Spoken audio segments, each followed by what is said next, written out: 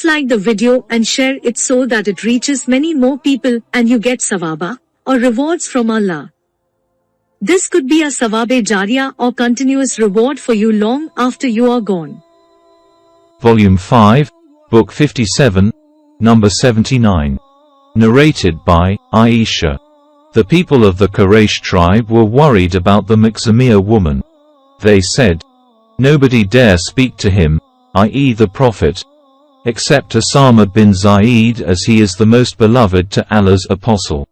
Aisha said, "A woman from Bani Makhzumiyah committed a theft, and the people said, 'Who can intercede with the Prophet for her?' So nobody dared speak to him, i.e. the Prophet, but Usama bin Zaid spoke to him. The Prophet said, 'If a reputable man amongst the children of Bani Israel committed a theft, they used to forgive him. But if a poor man committed a theft, they would cut his hand. But I would cut even the hand of Fatima, i.e. the daughter of the Prophet, if she committed a theft."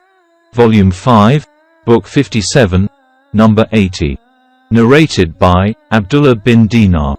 One day Ibn Umar, while in the mosque, looked at a man who was dragging his clothes while walking in one of the corners of the mosque. He said, "See, who is that? I wish he was near to me." Somebody then said to Ibn Umar, "Don't you know him, O Abu Abdurrahman? He is Muhammad bin Usama." On that Ibn Umar bowed his head and dug the earth with his hands and then said, "If Allah's apostle saw him, he would have loved him." Volume 5, Book 57, Number 81. Narrated by Usama bin Zaid. That the Prophet used to take him, i.e. Usama, and Al-Hasan, in his lap, and say, "O Allah, love them, as I love them." The freed slave of Usama bin Zaid said, "Al-Hajjaj bin Ayman bin Ayman, and Ayman ibn Ayman was Usama's brother from the maternal side. And he was one of the Ansar. He was seen by Ibn Umar not performing his bowing and prostrations in a perfect manner. So Ibn Umar told him to repeat his prayer." Harmala, the freed slave of Usama bin Zaid, said that while he was in the company of Abdullah bin Umar, Al-Hajjaj bin Ayman came in and, while praying, he did not perform his bowing and prostrations properly. So Ibn Umar told him to repeat his prayer. When he went away, Ibn Umar asked me, "Who is he?" I said, "Al-Hajjaj bin Ayman." Ibn Umar said, "If Allah's apostle saw him, he would have loved him." Then Ibn Umar mentioned the love of the Prophet for the children of Aym. Suleiman said that Ayman was one of the nurses of the Prophet. Volume 5, Book 57, Number 82. Narrated by Unknown. The Merits of Abdullah bin Umar bin al-Khattab. Volume 5, Book 57, Number 83. Narrated by Ibn Umar. If a man saw a dream during the lifetime of the Prophet, he would narrate it to the Prophet. Once I wished to see a dream and narrate it to the Prophet. I was young, unmarried, and used to sleep in the mosque during the lifetime of the Prophet. I dreamt that two angels took me and went away with me towards the hell fire, which looked like a well with the inside walls built up, and had two side walls like those of a well. There I saw some people in it whom I knew. I started saying, "I seek refuge with Allah from the hell fire.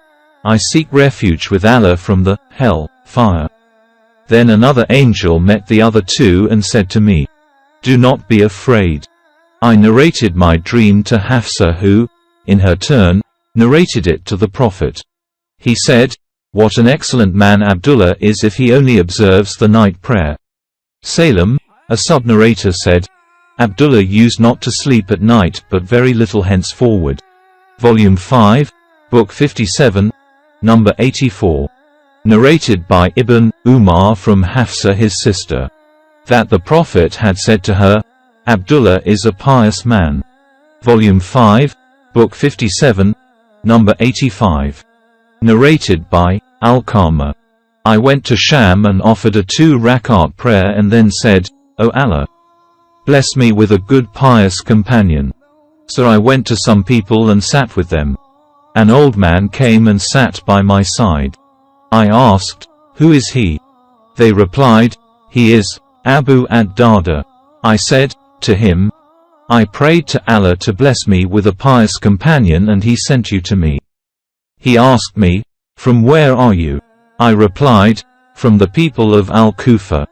He said, "Isn't there amongst you Ibn Abd, the one who used to carry the shoes, the cushion, or pillow, and the water for ablution? Is there amongst you the one whom Allah gave refuge from Satan through the request of his Prophet? Is there amongst you the one who keeps the secrets of the Prophet which nobody knows except him?" Abu Darda further asked, "How does Abdullah bin Mas'ud recite the surah starting with, 'By the night as it conceals the light', 92.1? Then I recited before him, 'By the night as it envelops, and by the day as it appears in brightness, and by male and female', 91.1-3. On this Abu ad-Darda said, "By Allah, the Prophet made me recite the surah in this way while I was listening to him reciting it." Volume 5, Book 57, number 86. Narrated by Ibrahim. Al-Qama went to Sham, and when he entered the mosque, he said, "O Allah, bless me with a pious companion." So he sat with Abu ad-Darda. Abu ad-Darda asked him, "Where are you from?" Al-Qama replied, "From the people of Kufa." Abu ad-Darda said, "Isn't there amongst you the keeper of the secret which nobody else knows, i.e. Hadith?" Al-Qama said, "Yes." Then Abu ad-Darda further said, "Isn't there amongst you the person whom Allah gave refuge from Satan through the invocation of his Prophet, namely Amar?" Al-Qama replied in the affirmative. Abu ad-Darda said, "Isn't there amongst you the person who carries the sawak, or the secret, i.e. of the Prophet, namely Abdullah bin Mas'ud?" Al-Qama said, "Yes." Then Abu ad-Darda asked, "How?" Abdullah bin Mas'ud used to recite the surah starting with, "By the night as it envelopes, by the day as it appears in brightness," 92.1-2. Al-Qama said, "And by male and female." Abu ad-Darda then said, "These people of Sham tried hard to make me accept something other than what I had heard from the Prophet." Volume 5, Book 57, number 87. Narrated by Anas bin Malik. Allah's Apostle said, "Every nation has an extremely trustworthy man, and the trustworthy man of this, i.e. Muslim, nation is Abu Ubaidah bin al-Jarrah." Volume 5, Book 57, number 88. Narrated by Hadith. The Prophet said to the people of Najran, "I will send you the most trustworthy man." Every one of the companions of the Prophet was looking forward to be that person. He then sent Abu Ubaidah. Volume 5, Book 57, number 89. Narrated by Abu Bakr.